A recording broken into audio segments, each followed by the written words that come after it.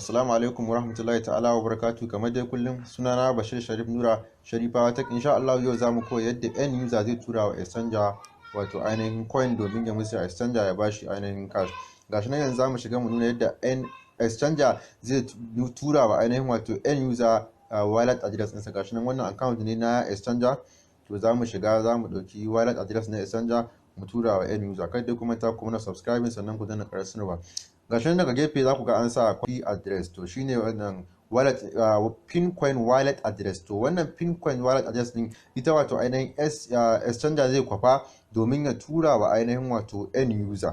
To gashi nan yanzu mun kwafa, sai ka tura wa end user ta WhatsApp ne ko kuma dai ta WhatsApp dai ma yawanci ake turawa, sai ka tura masa. To shi kuma ainihin wato end user zai shiga ya login into his account. Gashi nan zai shiga ya login a account ɗinsa domin ya je ya tura wa ainihin wato exchanger ainihin coin. Gashi nan za mu shiga account na end user ne, za mu tura end user zai tura wa ainihin wato exchanger coin. Kada dai ku manta ku mana subscribe sannan ku danna ƙararrawar sanarwa domin sanar da ku sababbin shirye-shiryenmu da zarar mun dora. To gashi nan ainihin wato end user zai shiga account ɗinsa. Wasu yin account yana musu haka sai su ce an yi hacking ɗin account ɗinsu.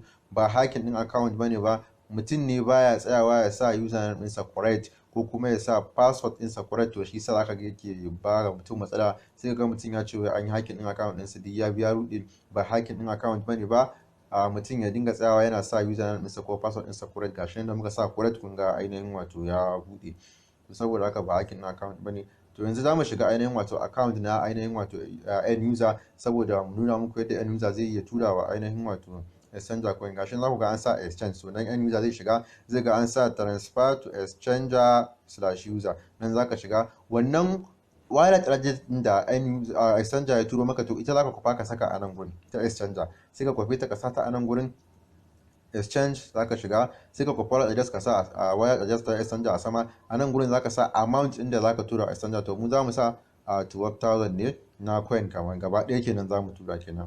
To gashi nan za mu tura gaba ɗaya abin da ke kan spendable plus din mu. Nan kuma sai ka saka ainihin wato pin ɗinka. Kowa da ma ya riga ya san pin ɗinsa, kowa da pin ɗinsa, sai ka tura ka ce send. In dai yayi zaka ga ya sa ma successful pounding, successful kenan.